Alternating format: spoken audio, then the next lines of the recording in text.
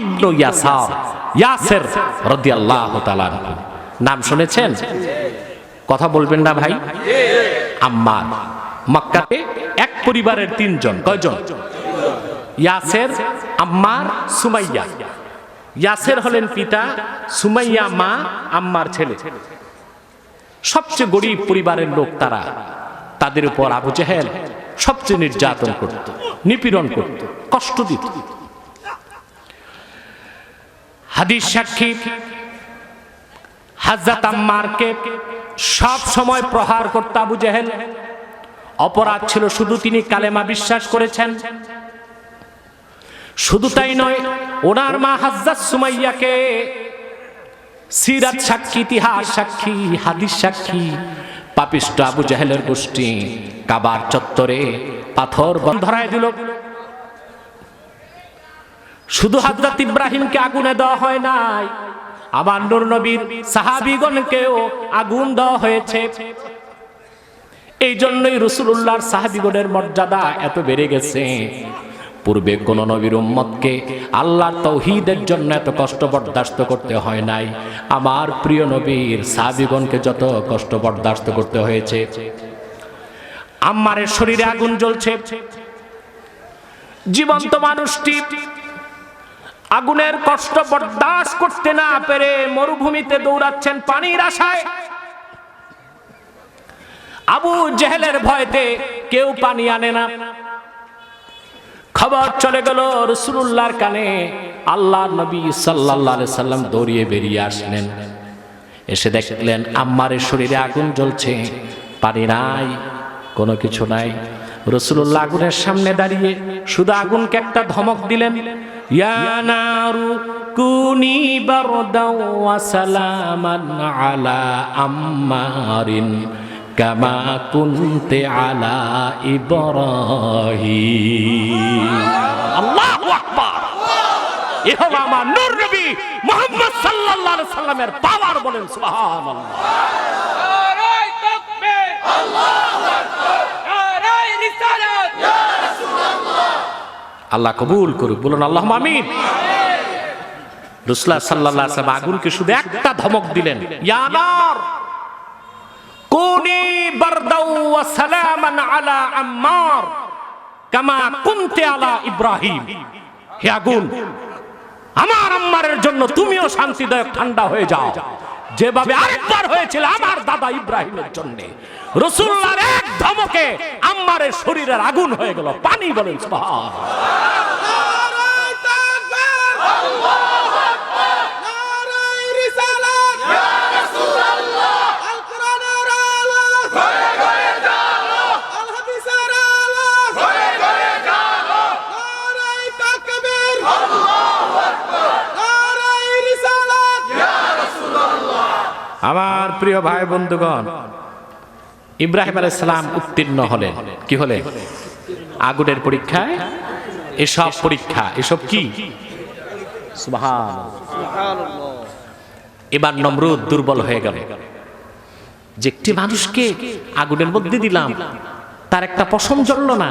নিশ্চয়ই ইব্রাহিমের কাছে যে ক্ষমতা, ওটা সুপ্রিম ক্ষমতা, সুপারিয়র পাওয়ার তার কাছে আছে, আমার কিছু করার ক্ষমতা নাই।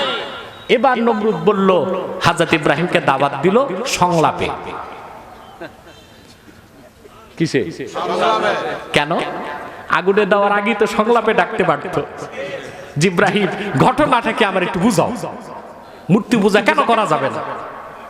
পারতো না সংলাপে ডাকতে? কেন ডাকে নাই?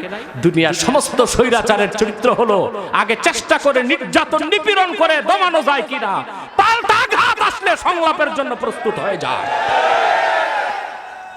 ঠিক কিনা? বলছে আসো, সংলাপে আসো। ইব্রাহিম আলাইহিস সালাম গেছেন। সুবহানাল্লাহ। নমরুদ বলল, ইব্রাহিম, তোমার আল্লাহর পরিচয় কি? তিনি বললেন, আমার আল্লাহ আমার রব, তোমার রব সবার রব। নমরুদ বলল, তোমার রবের পরিচয় দাও, কিভাবে বুঝবো তিনি রব? হযরত ইব্রাহিম জবাব দিলেন, রব্বি আল্লাযী ইউহয়ী ওয়া ইউমীত, আমার যিনি রব তিনি জিন্দা করেন, তিনি মৃত্যু দেন। শয়তান নমরুদ বলল, ক্বালা আনা উহয়ী ওয়া উমীত। ইব্রাহিম, এই কাজটা আমিও পারি, আমিও জীবন দিতে পারি, মৃত্যু দিতে পারি। জীবন দেওয়া কি মৃত্যু দেওয়া কি তা তো বুঝে নাই। নমরুদ ছিল নাস্তিক। নাস্তিকের আপার স্টোর, মাথায় যা থাকে মাল, ওর চেয়ে অনেক ভালো গরুর গোবর। ঠিক কিনা? কারণ গরুর গোবর গুলো খেতে দিলে ফসল ভালো হয়। আছে ওইটা গোবরের কাজও করবে না। জীবন দেওয়া কি মৃত্যু দেওয়া কি তা বুঝতো না। আনা এই ওয়া উমীত, আমিও জীবন দিতে পারি, মৃত্যু দিতে। তাফসীর বাগাবীতে ইমাম বাগাবী রওয়ায়াত করেছেন, সে তার জেলখানার যে জেলারকে বলল, যাও দুইজন আসামি মৃত্যুদণ্ড প্রাপ্ত নিয়ে আসো। আনছে। জল্লাদকে বলল, একজনের গর্দান কাটো, কেটে ফেলছে, মরে গেছে। আছে কয়জন? একজন। বললো এরে ছেড়ে দাও, গেছে বাড়ি। দেখলা, হুকুম দিয়া মানলাম, হুকুম দিয়ে ছাড়লাম। ইব্রাহিম আলাইহিস সালাম ভাবলেন, এ তো আস্তা গোবর গণেশ, ওর মাথায় তো কিচ্ছু নাই। ঠিক কিনা? এবার তিনি আল্লাহ রাব্বুল আলামিনের রুবুবিয়তের পক্ষে আবার দলিল দিলেন, ইন্নাল্লাহা ইয়াতি বিশ-শামসি মিনাল মাশরিক ফাআতি বিহা মিনাল মাগরিব ফাবুহিতাল্লাযী কাফার ওয়াল্লাহু লা ইয়াহদিল কওমাজ যালিমিন। শোনো নমরুদ, আমার যিনি রব, প্রত্যেক দিন তিনি পূর্বাকাশ থেকে সূর্য উঠান, পশ্চিমে ডুবান। তুই নমরুদ যদি রব হওয়ার দাবি করে থাকিস, আমার আল্লাহর পশ্চিমে ডুবানো সূর্য তুলে দেখাতো দেখি। আল্লাহ পাক বলেন, ফাবুহিতাল্লাযী কাফার, যে কুফরি করল সে হতভম্ব হয়ে গেল, তার জারিজুরি শেষ, জারিজুরি শেষ হয়ে গেল। ইব্রাহিম আলাইহিস সালাম পরীক্ষা দিয়ে যখন উত্তীর্ণ হয়ে গেলেন, জাতি হেদায়েত গ্রহণ করল না। ঠিক কিনা? আল্লাহর পক্ষ থেকে বার হুকুম আসছে, ইব্রাহিম তুমি এই বাবেল, এখানে আমার আযাব চলে আসবে, তোমার দায়িত্ব শেষ, গজব আসতেছে, তুমি দ্রুত তোমার পরিবার পরিজন নিয়ে হিজরত করো। তিনি বাবেল থেকে বের হয়ে মিশর হয়ে চলে গেলেন ফিলিস্তিন, কেনান। এই কেনান হচ্ছে ফিলিস্তিনে। কোথায়? সেখানে চলে গেলেন তিনি। আল্লাহর গজব আসলো, নমরুদ এবং বাবেলবাসী শেষ, একটি জনপদ উজাড় হয়ে গেল। হযরত ইব্রাহিম আলাইহিস সালাম চলে গেলেন ফিলিস্তিনে, কিন্তু তার পরীক্ষা চলতেই লাগলো। ফিলিস্তিনে তিনি পৌঁছলেন। হযরত ইব্রাহিমের স্ত্রী ছিল 3 জন। আপনারা জানেন কয়জন? 2 জন জানেন। এক স্ত্রীর নাম হচ্ছে সাররা, যাকে বলেন সারা। আরেক স্ত্রীর নাম হাজেরা। ওনার তৃতীয় স্ত্রীর নাম ছিল কোতায়রা বিনতু বানি কায়নুকা। তৃতীয় স্ত্রীর নাম ছিল কোতায়রা। কি নাম ছিল? নামটা খুব অপ্রসিদ্ধ, আমাদের জানা খুব একটা নেই। ওনার স্ত্রী সাররা, তার কথায় আল্লাহর হুকুমে আল্লাহ হুকুম করলেন হাজেরাকে আর বড় সন্তান হযরত ইসমাইলকে নিয়ে ফিলিস্তিন থেকে মক্কায় চলে যেতে। কোথায়? আল্লাহ হুকুম করলেন। মক্কার নাম ছিল তখন বাক্কা। কি নাম ছিল? রাসূলুল্লাহর ইজ্জতে রাসূলুল্লাহর নাম মুহাম্মদ, সেই প্রথম অক্ষর মিম দিয়ে বাক্কার নাম পরিবর্তন করে আল্লাহ করে দিলেন মক্কা। তিনি ওনার স্ত্রী আর বড় সন্তান ইসমাইল, তখন ওনার দ্বিতীয় সন্তান ইসহাকের জন্ম হয় নাই, চলে গেলেন মক্কায়, যেখানে বর্তমান জমজম কূপ, কাবা ঘরের পাশে। ওখানে স্ত্রীকে রাখলেন, সন্তান ইসমাইলকে দিলেন। ছোট ছোট্ট একটি পোটলায় শুকনা কিছু খেজুর তুলে দিলেন, চামড়ার মশকে কিছু পানি দিলেন। বিদায় আদায় না নিয়ে তিনি চলে যাচ্ছেন। সহিহ বুখারীতে এসেছে, হযরত ইব্রাহিম চলে যাচ্ছেন স্ত্রী সন্তানকে রেখে। পিছন দিক থেকে হযরত হাজেরা ডাক দিলেন, ফানাদাতুহু উম্মুহা ইসমাঈল। ইসমাইলের মা রাসূলুল্লাহ সাল্লাল্লাহু আলাইহি ওয়াসাল্লাম বলেন, হযরত হাজেরা হযরত ইব্রাহিমকে ডাক দিলেন, ইব্রাহিম, জনমানব শূন্য একান্তই মরুভূমিতে, যেখানে কোনো মানুষ নাই, আমাদেরকে রেখে কোথায় চলে যাচ্ছেন? হাদিস সাক্ষী, ফালাম ইয়ালতাফিত ইলাইহা, হযরত ইব্রাহিম মুখ ফিরে তাকায়ও দেখলেন না। দ্বিতীয়বার ডাক দিলেন, কোনো জবাব নাই। তৃতীয়বার ডাক দিলেন, জবাব নাই। চতুর্থবার হযরত ইসমাইলের মা বললেন, ইব্রাহিম, এটা কি আপনার সিদ্ধান্ত না আল্লাহর সিদ্ধান্ত? হযরত ইব্রাহিম বললেন, শুনে রাখো হাজেরা, আল্লাহর পয়গম্বর হযরত ইব্রাহিম তার জীবনে কোনো একটি কাজও করেন নাই আল্লাহর হুকুম ব্যতীত। হযরত হাজেরা জবাব দিলেন, তাহলে শুনে রাখুন ইব্রাহিম, আমার আর কোনো আফসোস নাই। এটাই যদি আল্লাহর সিদ্ধান্ত হয়, আমিও আল্লাহর সিদ্ধান্ত মাথা পেতে নিলাম। চলে গেলেন তিনি। তারপর ঘটনা অনেক বড়, আমি ছোট করে দিচ্ছি। খেজুর শেষ, পানি শেষ। পানির জন্য হযরত হাজেরা সাফা মারওয়ায় দৌড়ালেন। নিরাশ হয়ে ফিরে আসলেন, দেখতে পেলেন হযরত ইসমাইলের পায়ের আঘাতে পানির ফোয়ারা তৈরি হয়ে গেল। সুবহানাল্লাহ। হযরত হাজেরার ভাষা ছিল সুরিয়ানি, সেই ভাষায় তিনি পানিকে বলতে লাগলেন, জম জম, সুবহানাল্লাহ, অর্থাৎ থামো, অর্থাৎ থামো। নাম হয়ে গেল জমজম।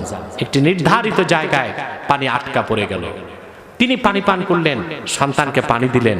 সুবহানাল্লাহ। জমজমের পানি আর সাধারণ পানি কি এক জিনিস? এক জিনিস? পানি পান করে পরিতৃপ্ত হয়ে বসে আছে। ইয়ামানের একটি কবিলা আছে, আরবের শ্রেষ্ঠ কবিলা ছিল এটা, সবচেয়ে সম্ভ্রান্ত বংশ।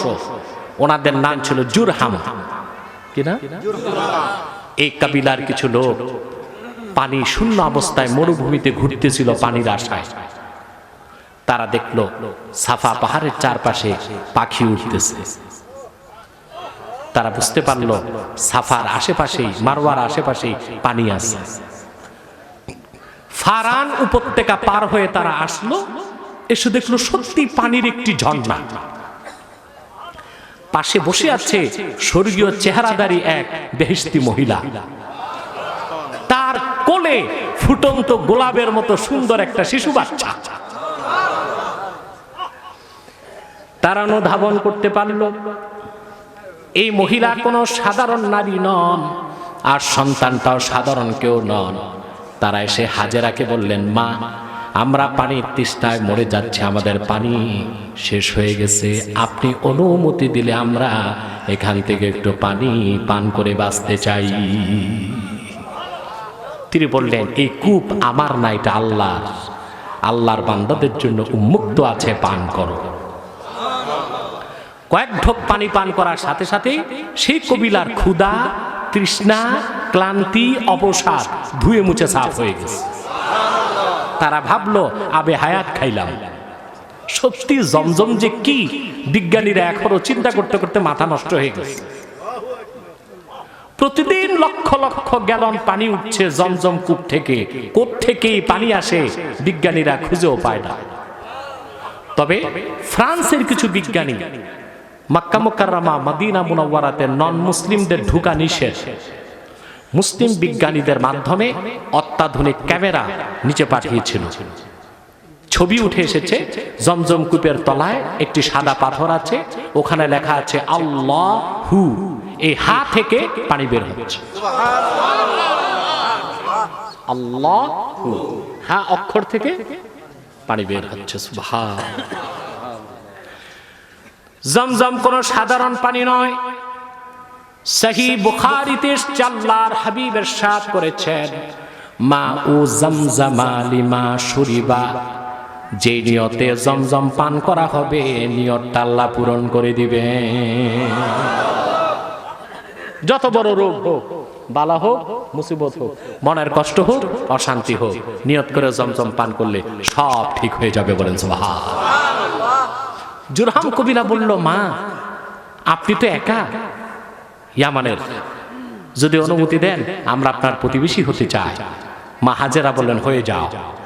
সাফা মারওয়ার চারপাশে তারা ঘর নির্মাণ করলো, খেজুর বাগান চাষ করলো, বসতি বাড়তে লাগলো। সুবহানাল্লাহ। গোটা পৃথিবীর রাজধানী মক্কা, মুহাম্মদ সাল্লাল্লাহু আলাইহি সাল্লামের মৌলিদ মক্কা মুকাররমা পৃথিবীর শ্রেষ্ঠ মহানগরীতে পরিণত হতে লাগলো। সুবহানাল্লাহ। মক্কা, সুবহানাল্লাহ। পৃথিবীর রাজধানী কি? মক্কা। আপনি জানেন পৃথিবীর যে মানচিত্র করা হয়েছে, বুঝলেন, তা আগে ছিল দক্ষিণটা উপরে উত্তর নিচে।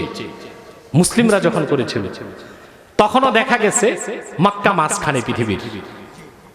অমুসলিমরা এসে হিংসা করে উত্তর উপরে দিল, দক্ষিণ নিচে দিল, মেপে জুপে দেখে তবুও মক্কা মাঝখানে।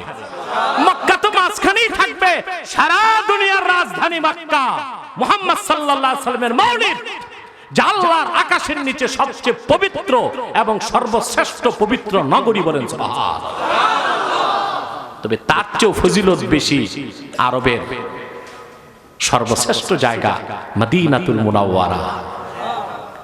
আমার নবী মুহাম্মদ সাল্লাল্লাহু আলাইহি সাল্লামের নূরের কদম মক্কা থেকে হিজরত করে মদিনা মুনাওয়ারায় যাওয়ার পর লাগার সাথে সাথেই মদিনাকে আল্লাহ মুনাওয়ারা করে দিয়েছেন, অর্থ নূরময়। সুবহানাল্লাহ, সুবহানাল্লাহ, সুবহানাল্লাহ। আল্লাহ আমাদেরকে তৌফিক দান করুন। আমিন। বারবার বলুন, বারবার। বসতি বাড়তে লাগলো, ইসমাইল আলাইহিস সালাম বড় হচ্ছেন। এবার আসবে চূড়ান্ত পরীক্ষা। কি আসবে? আল্লাহর পরীক্ষায় হযরত ইব্রাহিম উত্তীর্ণ হতে হতে পাশ করতে লাগলেন। আল্লাহ পাক কোরআন কারীমে বলেন, ফালাম্মা বালাগা মাআহুস সা'ই, হযরত ইসমাইল যখন দৌড়াদৌড়ির বয়সে পৌঁছলেন, কোন বর্ণনায় 7 বছর, কোন বর্ণনায় 12 বছর যখন তার বয়স, হযরত ইব্রাহিম ফিরে আসলেন। এবার আল্লাহর পক্ষ থেকে হুকুম আসলো, স্বপ্নে দেখানো হলো, ইব্রাহিম তুমি তোমার সন্তানকে জবাই করো, প্রিয় বস্তু জবাই করো। সুবহানাল্লাহ।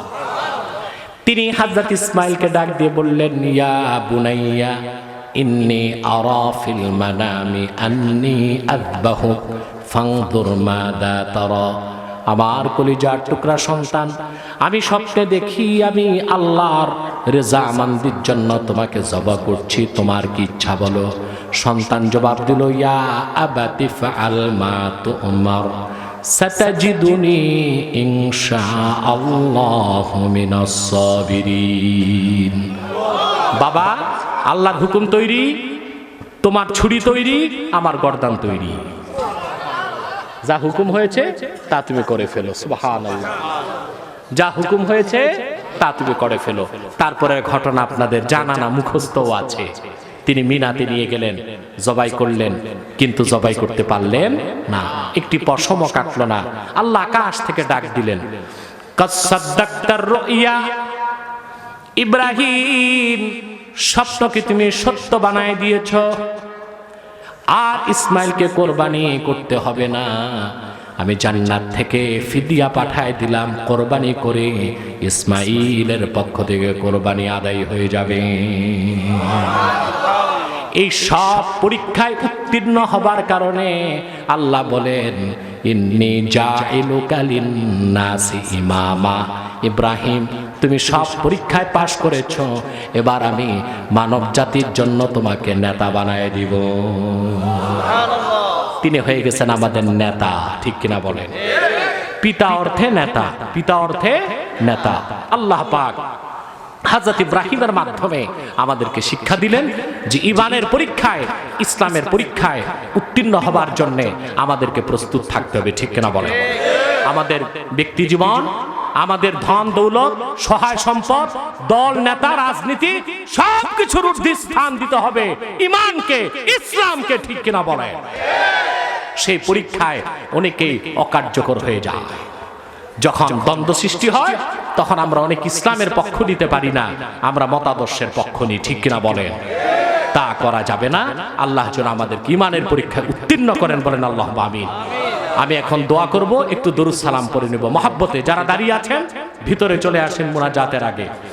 তরিকায় পালন করার চেষ্টা করি, আমিন। আজে বাজে পোস্ট শেয়ার করতে পারেন, ভালো পোস্ট পারেন না, এটাই শেয়ার করুন, অন্যদের পড়ার সুযোগ দিন, দিনের পথে সবাইকে দাওয়াত দিন, ইনশাল্লাহ ইসলামের বিজয় চিরদিন হবে। ভিডিওটি ভালো লাগলে লাইক, শেয়ার, কমেন্ট করবেন এবং সাবস্ক্রাইব করবেন।